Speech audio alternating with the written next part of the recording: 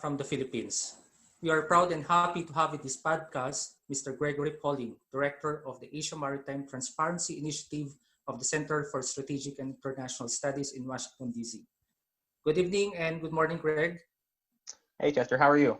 I'm good. Thank you for this opportunity to hear your insights across the Atlantic to talk about the Philippines and United States relations in post-VFA, but we're not yet sure of it, and post-COVID scenarios. Okay, let's begin Yeah. with our conversation, right? There was a change of decision as of yesterday when President Duterte suspended the cancellation of the Visiting Forces Agreement, in which the United States welcomed the Philippine government's choice of saving the long-standing alliance that has benefited both countries for continued close security and defense cooperation. Philippine Foreign Affairs Secretary Teddy Locsin described the change of mind of Duterte, quoting him saying, "A man who does not change his mind cannot change anything."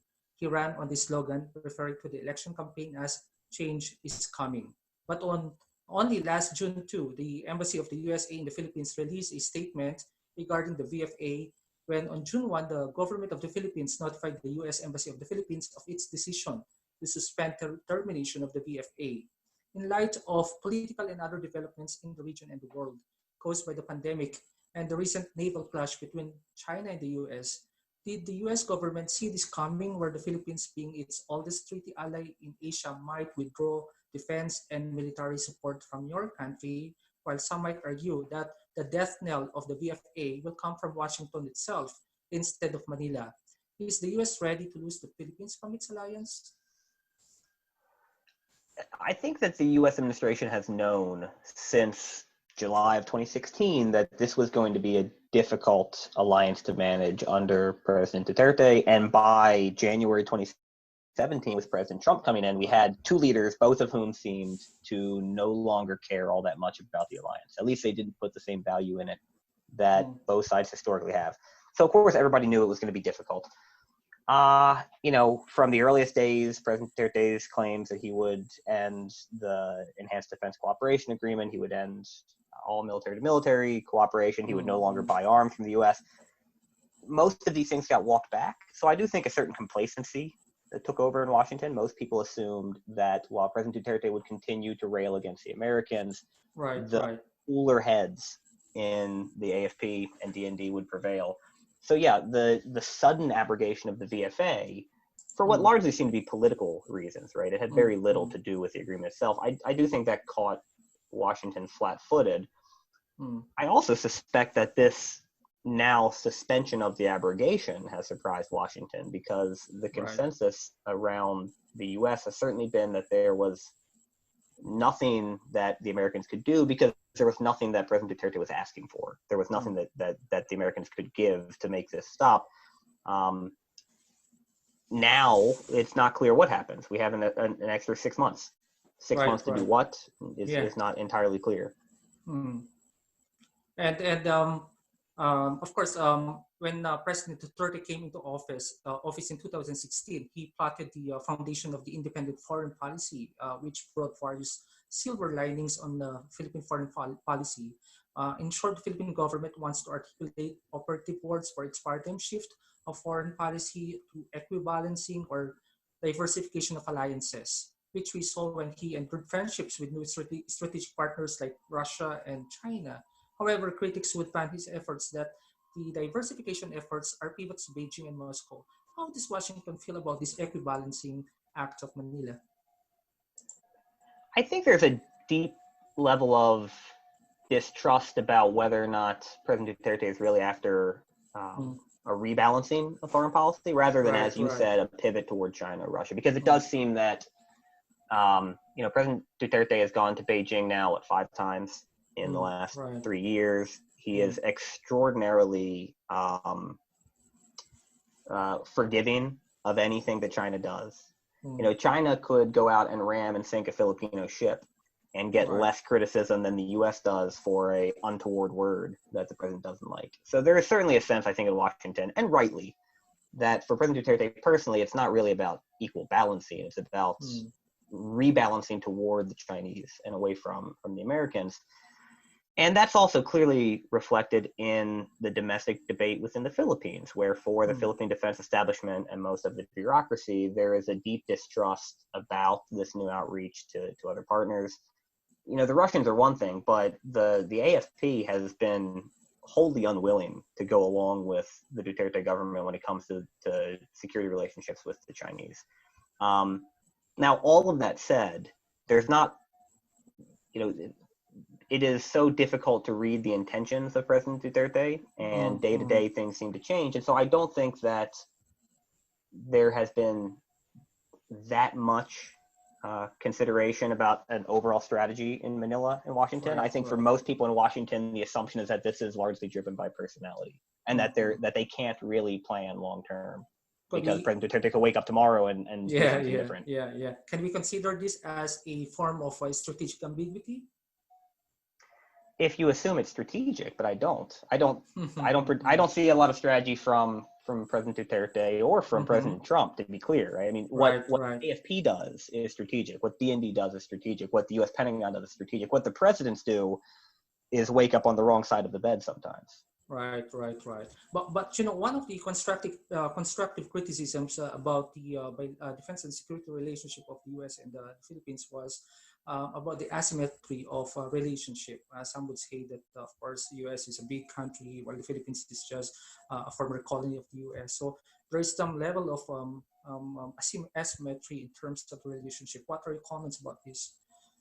No, there absolutely is. And we shouldn't be dismissive of the deeper concerns about the imbalances in the alliance and Mm, imbalances within the key components of the alliance. So if you look at the VFA, there are right, legitimate right. grievances on the Mm, Philippine mm, side about, say, the differences between the US and the Australian VFA that go mm, back to the military bases agreement of 1950. There are I agree. real issues that should be tackled. But those issues don't seem to have a whole lot to do with what the president is doing. You know, Right, the right. president did not announce the abrogation of the VFA because of concerns about imbalances within the alliance. He did it for political reasons. Mm, And so mm. those of us who engage in strategy, we can try to kind of paste our strategic concerns onto this, but fundamentally these are political problems. They have very little to Mm. do with the alliance themselves. Do you think there was a pressure coming from Washington why President Duterte behaved all of a sudden changed his decision in abrogating the VFA? I don't think so because look, Washington is very distracted at the moment. I can Yeah, promise yeah, that the yeah. White House and President Trump have not Mm. spent a whole lot of time thinking about the VFA, if Yeah, any. yeah. And Especially that we're in the pandemic, right? right, we're in a pandemic. We're dealing with an upcoming election in the U.S. We're dealing Mm, with mm. widespread unrest here, with protests across the country. Right. And when it comes to Asia, President Trump has not paid much attention Mm, to mm. any issues other than North Korea and his trade fights with China. He So has in other left words, that. there's no policy towards the South China Sea. No, there's a policy within the Pentagon, and Uh-huh. increasingly there's a policy within the State Department led by Secretary Pompeo. But the White House itself doesn't seem to be involved in that Oh, policy making. all right. So this is not about the Indo-Pacific policy so far. The Indo Pacific policy, well, the Indo Pacific strategy is not all that strategic either. Yeah. It's a catch all, Okay. right? All right. There are things that the Department of Defense are doing, and there are things that the Department of State are doing. There Okay. doesn't seem to be any coordination from the White House at all. Right. I suspect that the suspension of the abrogation right now Mm. is more about actors, maybe the U.S. Embassy working with people like Teddy Locsin Right. and Right. DND and other officials in Malacanang to buy Mm. some time. I Mm-hmm. seriously Mm-hmm. doubt that there was any high level strategic coordination between Malacanang and the White House. That seems Right. unlikely. Right. Right. Okay. Let's talk about the June 9 ramming incident. We've seen Filipino fishermen were left out on the sea. We will commemorate that this coming Tuesday next week. And despite the COVID-19 pandemic, China continues to pursue its maritime expansion in the South China Sea. And um, the People's Liberation Army continues with its standard operating procedure while half of the world was into lockdown. In terms of defense and security, the US is still taking the lead in containing and balancing against China. In your view, what strategic responses the US has to offer to secure its strong presence in the region? The problem for the U.S. going all the way back to the Obama administration, has Right. been that Washington has put the Pentagon, has put the Department of Defense in charge of South China Sea policy. Mm. And that can do some important things. For instance, increasing the number of days that U.S. ships spend out there, increasing cooperation with the Philippines and Vietnam. But it's not enough. And that's what we see. That's what we see last June with the ramen incident, because most of what China is going to use are Coast Guard and paramilitary assets. China's goal Mm. is Mm. to shove the Philippines and Vietnam and Malaysia out of the South China Sea without ever having to fight. And so the Pentagon is not the right tool for that Right. confrontation. Mm. Ultimately, what needs to happen is the U.S. has to be part of a broader coalition to impose diplomatic and economic cost on the Chinese, to try to convince Beijing that it's better off moderating its behavior. The Mm. State Mm. Department has started to talk about this more over the last 6 months in particular. You've seen more and more focus on the South China Sea from the State Department, Right. which is a good step, but so much more needs to be done. And it has to not just be the US. That's the biggest problem, that there's been a tendency in both Washington and out in Asia to talk about the South China Sea as if it's the US-China problem. Right. And if that's the way we look at it, then China's going to win, because the Yeah. US can't do this by itself. Mm. Mm. Mm. What about the U.S. reaction to Chinese aggressive support to Duterte's administration, that despite the quiet reaffirmation of the favorable Permanent Court of Arbitration ruling to the UN, the Philippine government continues to value Chinese support for its COVID assistance and may willfully ignore challenges of in the bilateral relationship? Again, this is where we get to the politics of the current administration. The Mm. South China, Malacanang does not spend that much time thinking about the West Philippine Sea. Mm. The Philippine-China relationship is about politics and perceived economic benefits. And Mm. Mm. the administration will play down the West Philippine Sea or the South China Sea as much as possible, unless domestic politics forces them to talk about it.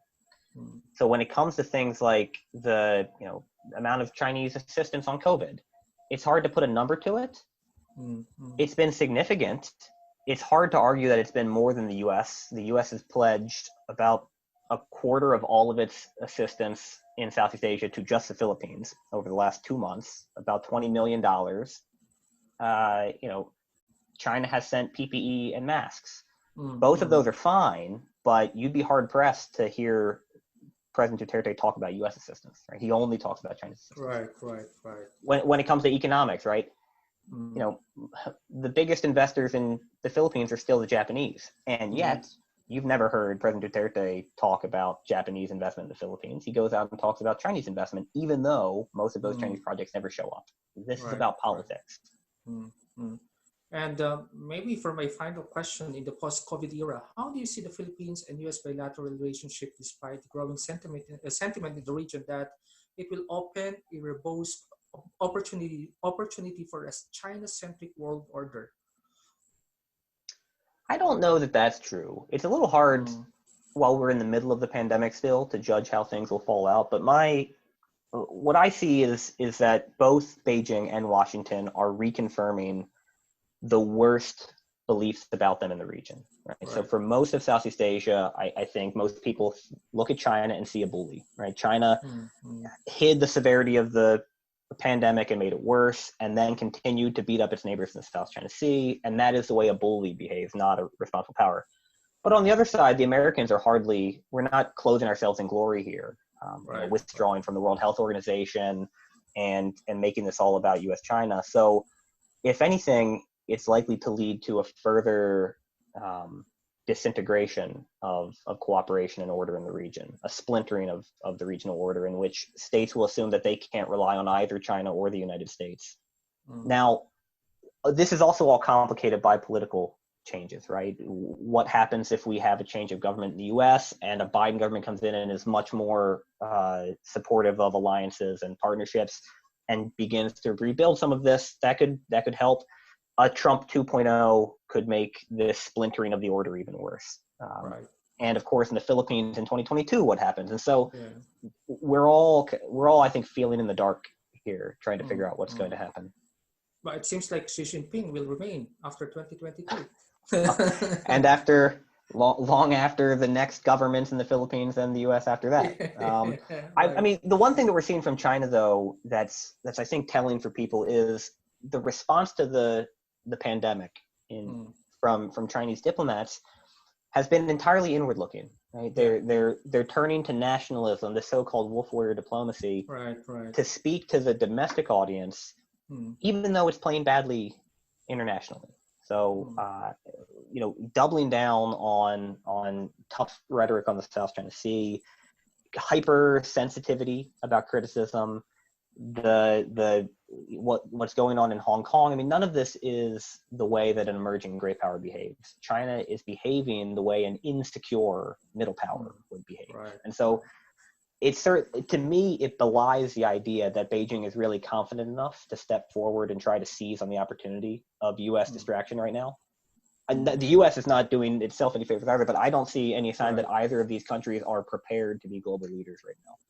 But do you think all of the countries, because of the pandemic, will go into inward looking? They will fix their economies. They won't rely to major powers like the U.S. and China, so forth.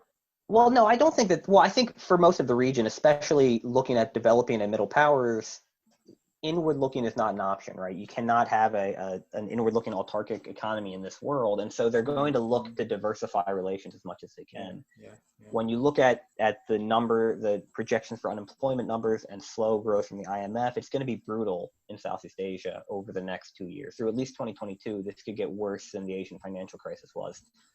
And countries who look inward are only going to make that worse. So they're going to look to boost cooperation with intra-ASEAN, with the Japanese, with the Europeans, and of course with the Americans and the Chinese.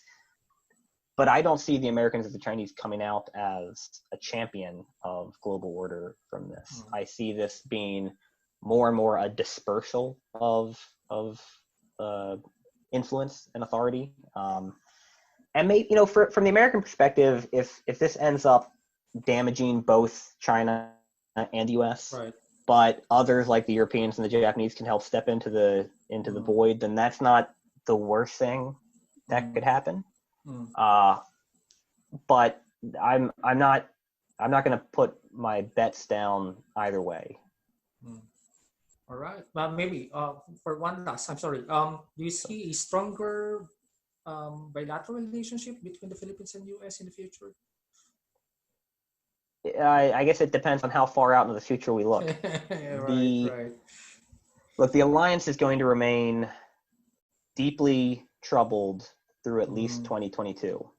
And if President Trump is the president, then through at least 2025. And we'll have to see what happens in both countries. The fact is that a Trump and Duterte combined presidency is never going to lead to a more robust, stable alliance. Right. Thank you very much, Greg. That is a very straightforward, sharp insights coming from you on the U.S.-Philippines defense and security relationship. Thank you very much. Yeah, thanks for having me.